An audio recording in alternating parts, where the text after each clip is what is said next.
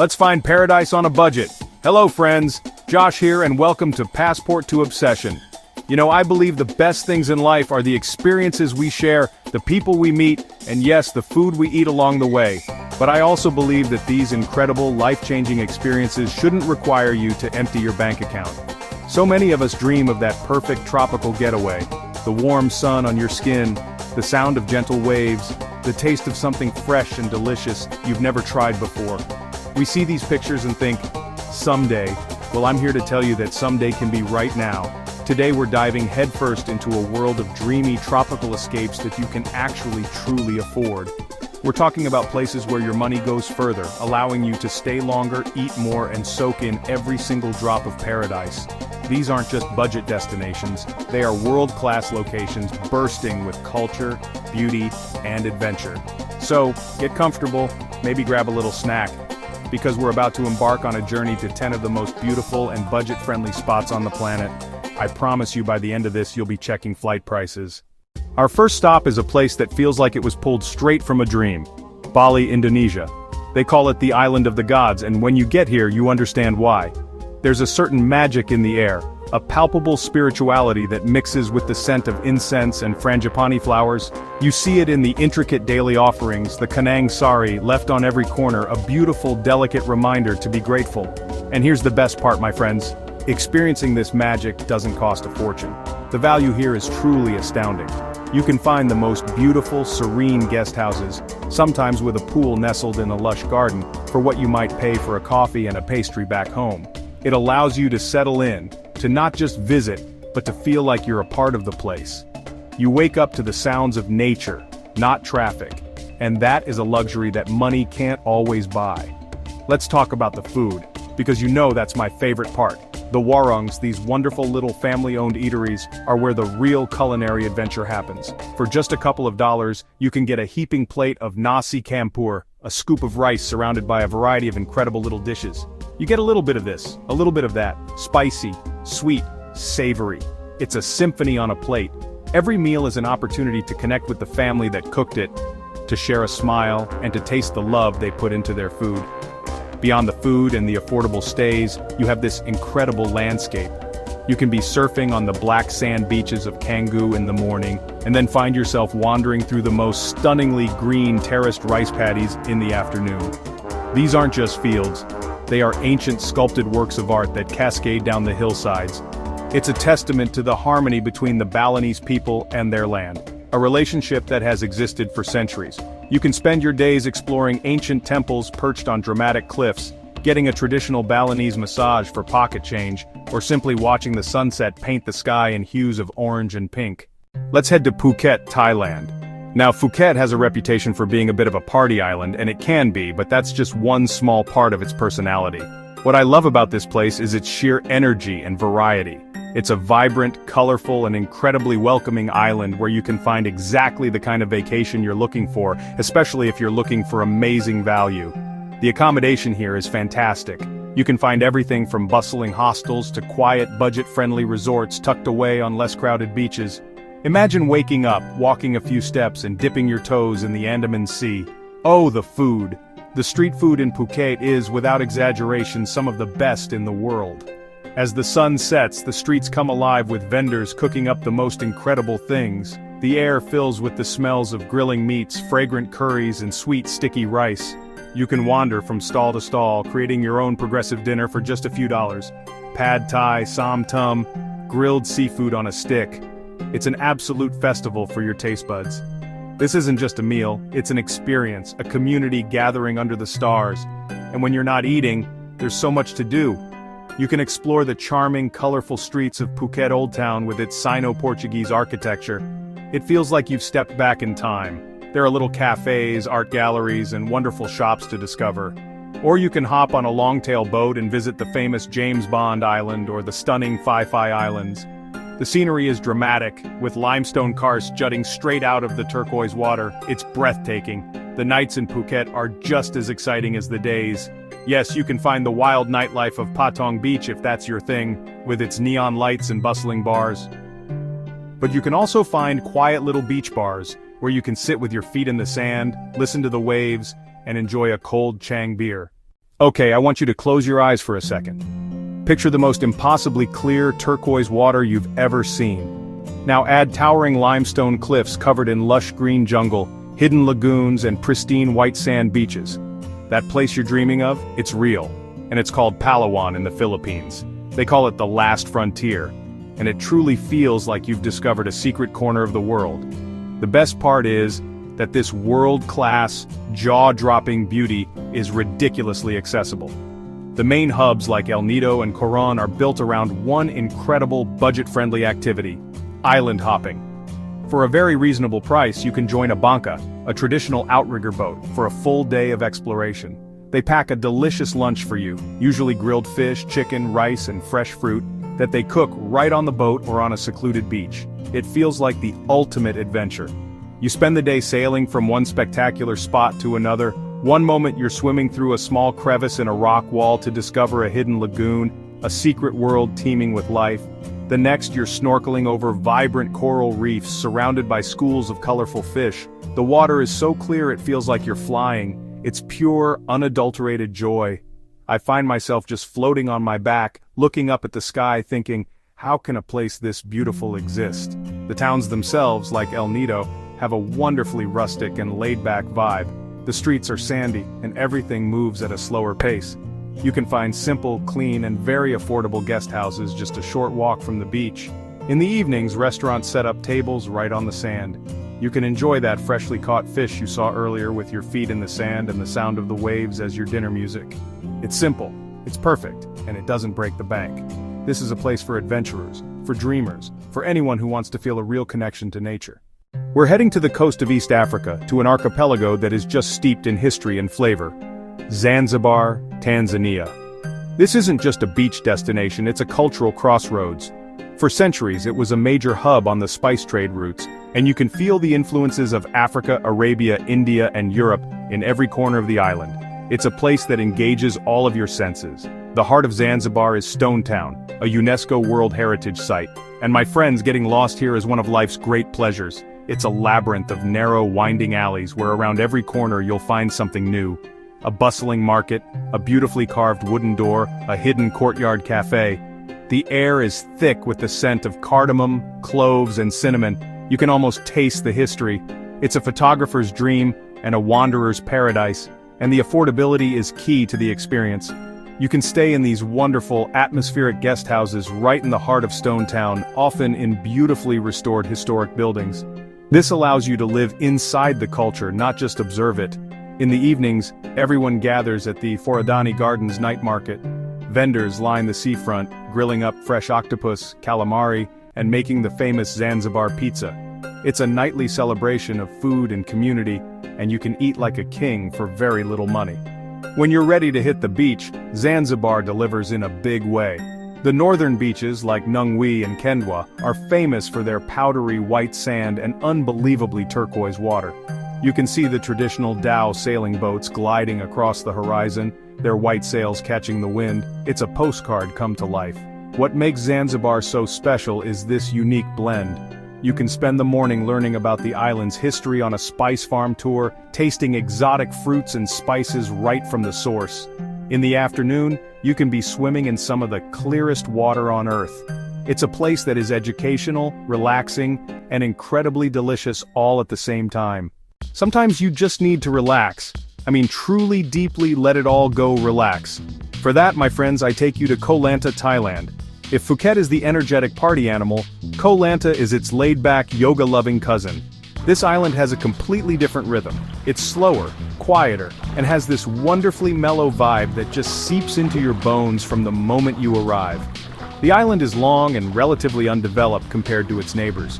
You won't find towering resorts here. Instead, the coastline is dotted with affordable, family-run bungalows. We're talking about your own little wooden hut, maybe with a hammock on the porch, just steps from the beach. It's a simple kind of luxury.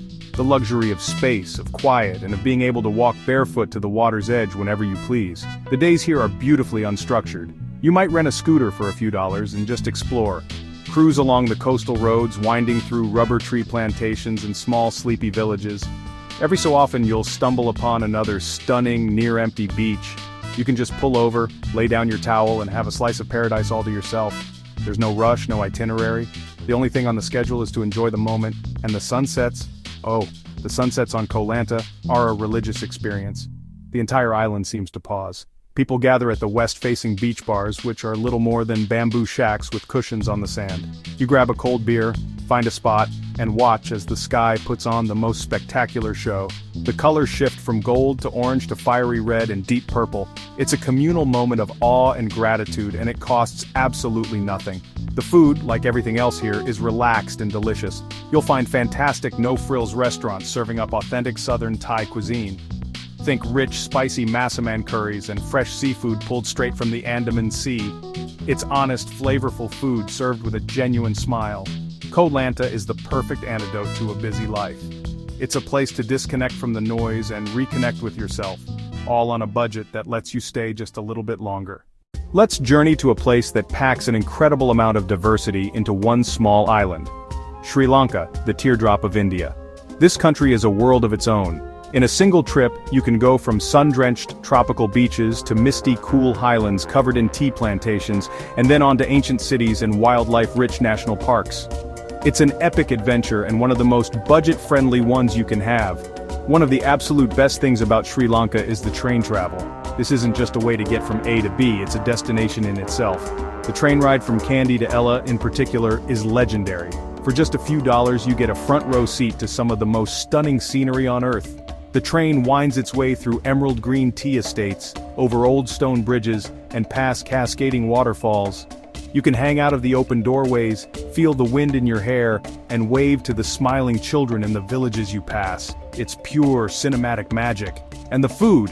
Sri Lankan cuisine is a revelation. It's all about rice and curry, but that's a massive understatement. A rice and curry here means your plate is surrounded by a dozen small bowls, each with a different incredible vegetable curry, maybe a fish or chicken curry, and always some delicious sambals and papadums. It's a flavor explosion. You can eat these incredible feasts at small local spots for next to nothing, and you have to try hoppers. These bowl-shaped pancakes made from fermented rice flour. They're crispy, they're chewy, they're amazing. The beaches on the south coast are simply idyllic. Places like Marissa and Hirikatia offer that perfect crescent of golden sand, lined with palm trees. You can learn to surf, go whale watching, or just find a beach shack, order a fresh coconut and watch the world go by. From exploring the ancient rock fortress of Sigiriya to spotting elephants and leopards on a safari in Yala National Park, Sri Lanka offers so many wow moments. It's a country of incredible natural beauty, profound history, and some of the warmest, most welcoming people you will ever meet. We're heading to the Pacific coast of Oaxaca, to a place with a legendary name among surfers and sunseekers, Puerto Escondido. This isn't your polished, all-inclusive resort town. This is the real Mexico. It's a bit gritty, a lot soulful, and has a wonderfully laid-back bohemian atmosphere that is, honestly, just completely infectious. It's a place where you can truly live the beach life. Puerto Escondido is first and foremost a surf town. It's home to the famous Zicatela Beach, also known as the Mexican Pipeline, where pro surfers come to ride these massive, powerful waves. Now, I'm not getting on one of those, but it is an incredible spectacle to watch from the safety of the sand with a cold beer in hand. But don't worry, if you're a beginner like me, there are gentler beaches like Carazalillo, a stunning, protected cove where you can take a lesson and actually stand up on a board. It's a blast! The vibe here is all about keeping it simple and cheap. The food scene is incredible and incredibly affordable. You live on tacos, tlayudas, and fresh ceviche from beachside shacks and small family-run restaurants. For breakfast, you head to the Mercado Benito Juarez for fresh juice and memelas. You can eat like a king here for an entire day on what you might spend for one appetizer in a tourist trap elsewhere. The focus is on fresh, local ingredients, and you can taste it in every bite. Life in Puerto Escondido revolves around the ocean. In the evenings, everyone gathers on the beach to watch the sunset. It's a daily ritual. The sky explodes in color over the Pacific, and there's this shared moment of peace and wonder. Afterwards, you might find a little bar with live music or just wander the sandy streets of La Punta, a particularly chill neighborhood where backpackers and surfers congregate.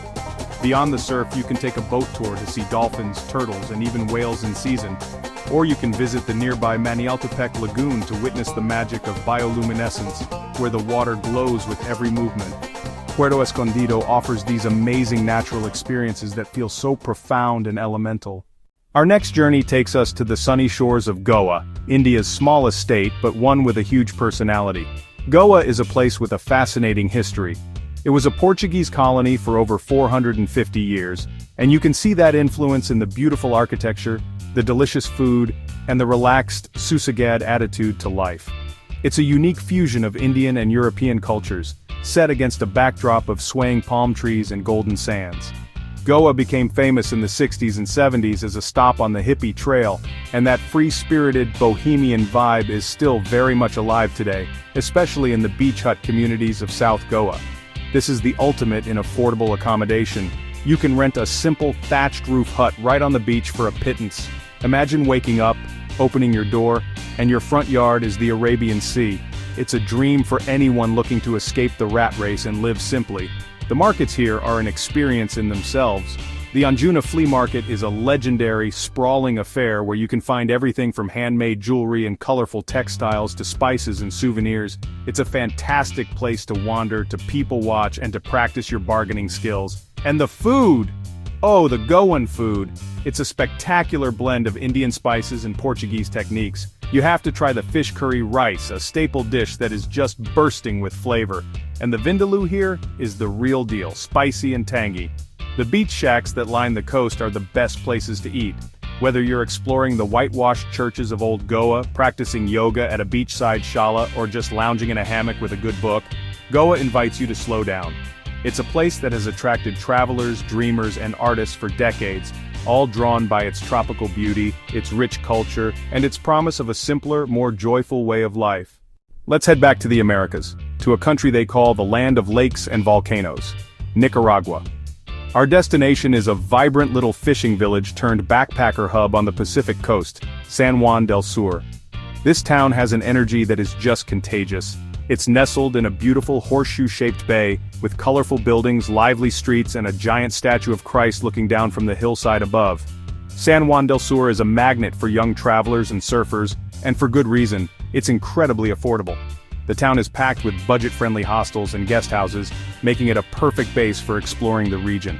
The main draw for many is the surfing.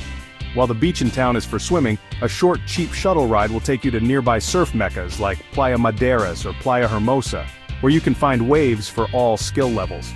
The town itself is just fun. During the day it's pretty sleepy. People are out at the beaches or recovering from the night before. But as the sun begins to set, the town comes alive. The beachfront bars and restaurants fill up, offering 2-for-1 happy hour specials. You can grab a Tona or a Victoria, the local beers, and watch one of the most consistently spectacular sunsets you will ever see, as the sun dips right into the Pacific. And if you're here on a Sunday, you'll witness the legendary Sunday Fun Day. It's a massive, organized pool crawl that takes hundreds of backpackers to different pools and hostels around town. It's a wild, high-energy party. Now, it might not be for everyone, but it's a testament to the town's reputation as a place to meet people, let loose, and have a good time. But there's more to this area than just partying. You can hike up to the Christ of the Mercy statue for breathtaking panoramic views of the bay. You can go ziplining through the jungle canopy or visit a sea turtle nesting reserve. Nicaragua is a country of immense natural beauty, and San Juan del Sur is the perfect low-cost entry point to discover its Pacific coast. For our final stop, we're heading to the heart of the Caribbean, to a country that knows how to do sun and sand better than almost anywhere, the Dominican Republic. Now you might hear Dominican Republic and think of expensive, exclusive resorts, but I'm here to tell you there's another side to this island, a side that is incredibly beautiful and surprisingly affordable. One of the keys to a budget trip here is looking for all-inclusive deals. I know, sometimes all-inclusive can be a scary word for an adventurous traveler, but in the DR you can find some amazing packages, especially in areas like Punta Cana or Puerto Plata. For one price, you get your room, your food, your drinks, and your beach chair. It can be an incredibly relaxing and cost-effective way to get your tropical fix without constantly reaching for your wallet. But the real secret is to not just stay in the resort. The Dominican Republic has a vibrant culture and stunning public beaches that are just waiting to be explored. Rent a car or hop on a guagua, the local bus, and get out there. You can find magnificent stretches of sand like Playa Rincon or Bahia de las Aguilas that are far from the tourist crowds. These are the places where you can experience the true, unspoiled beauty of the Caribbean. And you have to eat the local food. Step away from the resort buffet and find a comedor, a small local restaurant. This is where you'll find the heart of Dominican cuisine. Order La Bandera Dominicana, the national lunch dish of rice, beans, meat, and a small salad.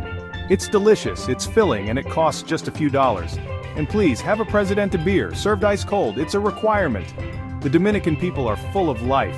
You hear merengue and bachata music everywhere you go. People are warm, friendly, and always ready to share a smile. This is a country that celebrates life.